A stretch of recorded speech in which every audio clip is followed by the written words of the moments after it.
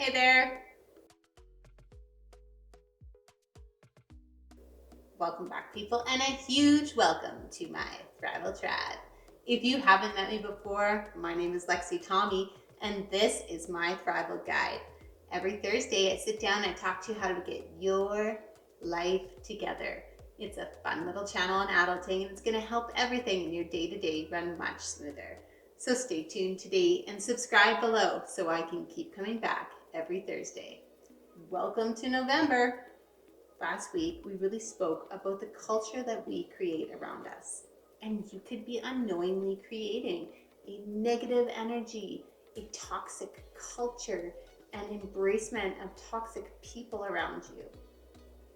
Surrounding yourself with messaging that you will never make it, that you are drowning, and the negativity will hold you back. I'm going to let you know a little secret. It's a trap. It's a total trap.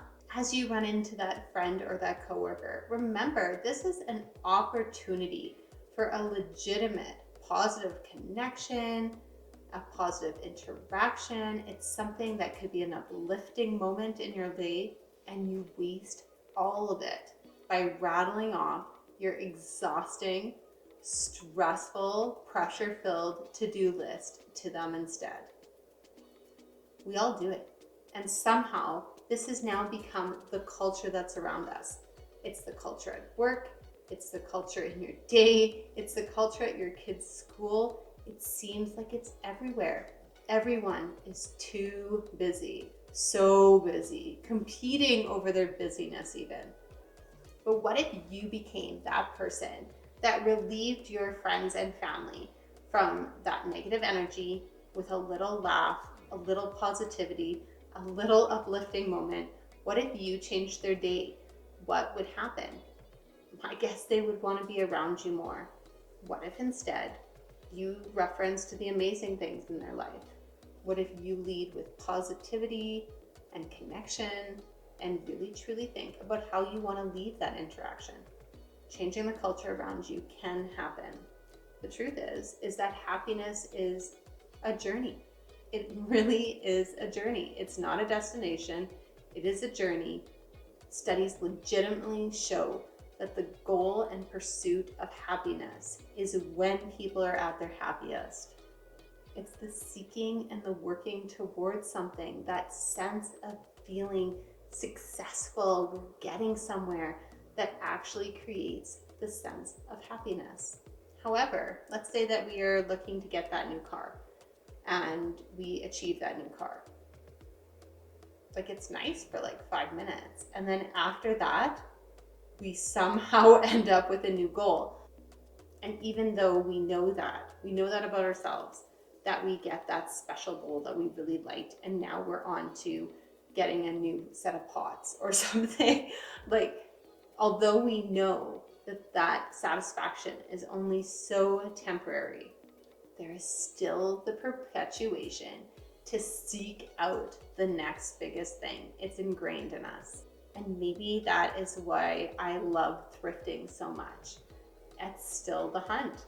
It really is still the hunt. It's like the ultimate hunt, if you will, because you're not going to the store to acquire the sweater you know is there. An awesome brand, a perfect color, an incredible price. It's the ultimate and ecstatic feeling. But it too is temporary. Pursuing happiness in the things and the materials that are around us rather than within ourselves. It's like trying to gather water through a colander. It's never going to be full. Sometimes you just need to realize you may be already happy. That's one of the things I realized when we embraced minimalism. That too was a journey, but it came to the same conclusion.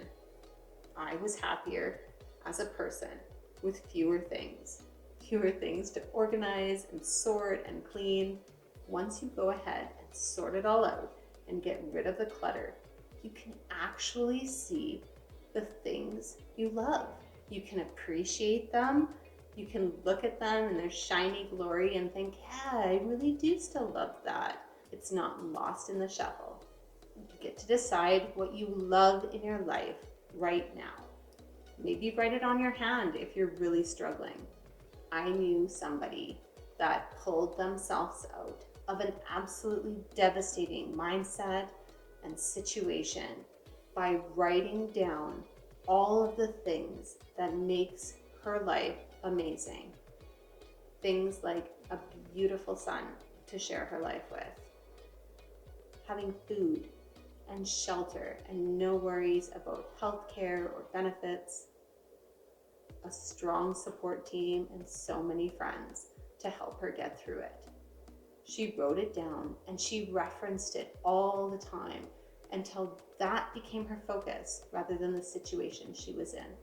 She pulled herself out of the funk by reading those gratitudes over every single morning, every single evening, and anytime she was feeling funky. Don't make your life about what you lost. Make your life about what you're living. It may even be a loved one that you lost, but the concept is still the same.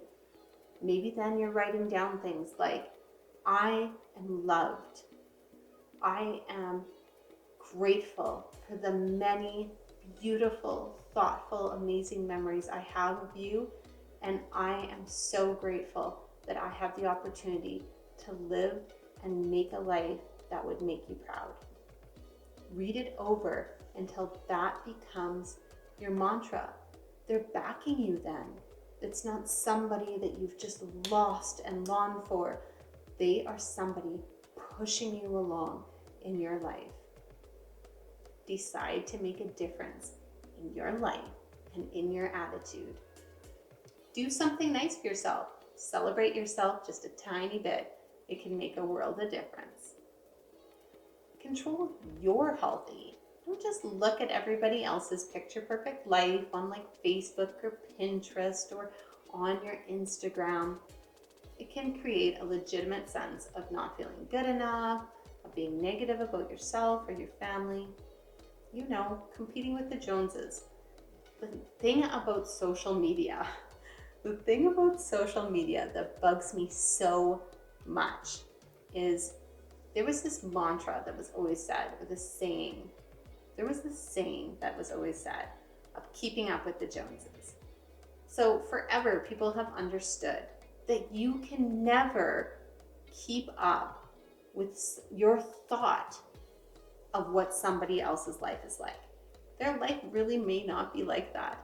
And the pursuit of that car that you think you need, the pursuit of that outfit that you must have because it will make the world of difference of what people think of you.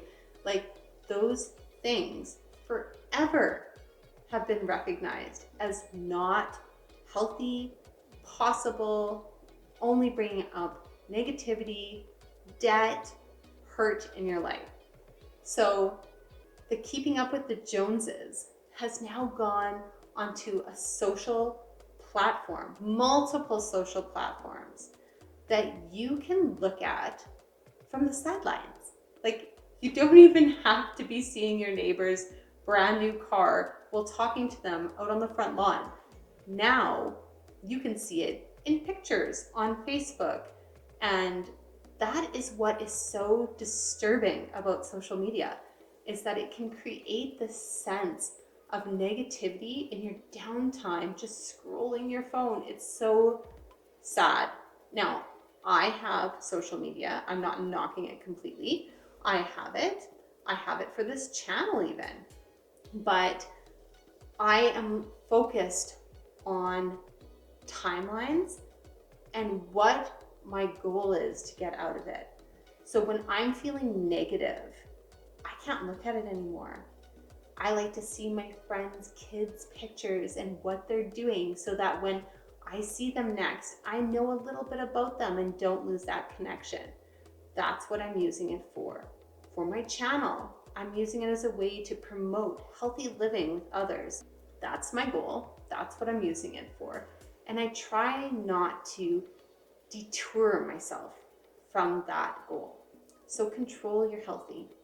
There are legitimate studies that have tracked the absolute negative impact and the skyrocketing rates of depression anxiety, and stress that are building in people since the platforms of social media came into play around 10 to 15 years ago.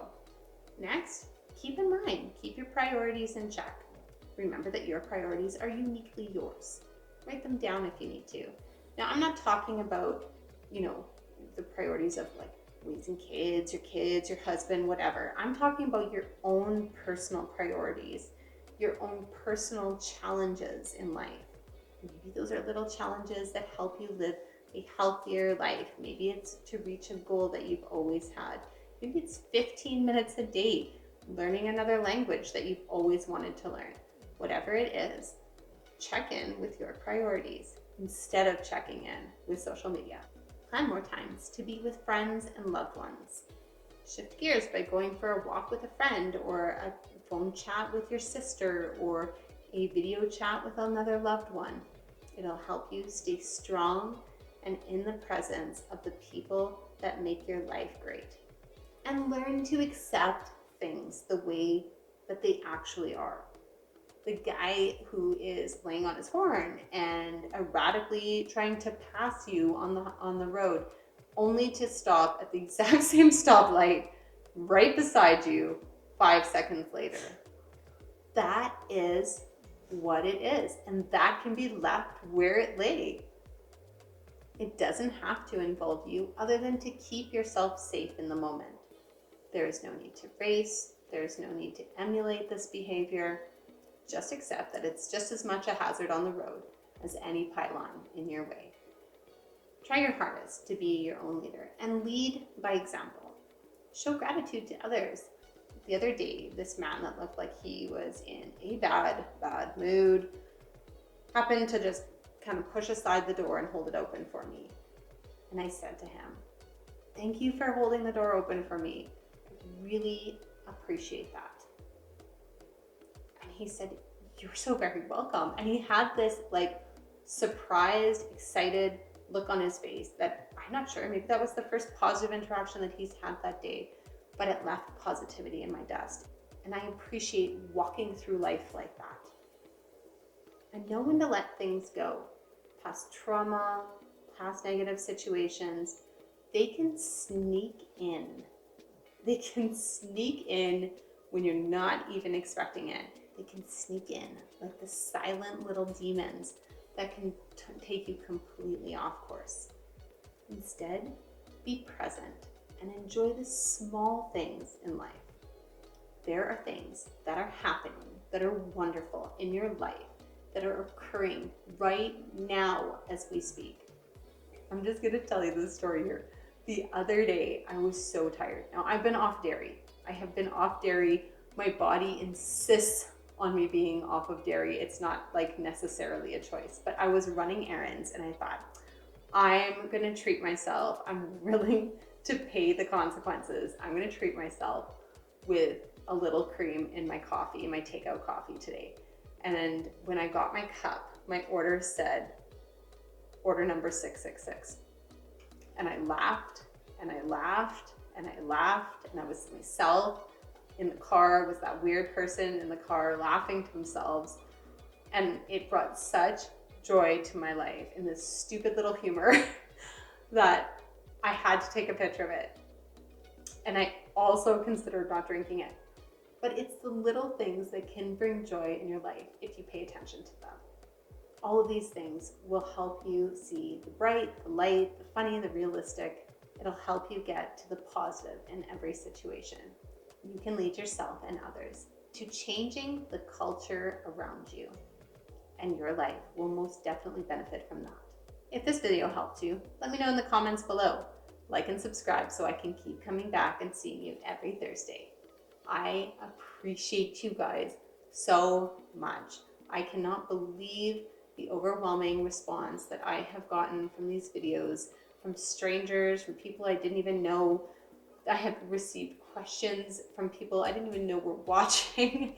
It's been such a beautiful journey, and I appreciate you all being on it with me. Welcome, Thrivers, to My Thrival Tribe. We'll see you soon.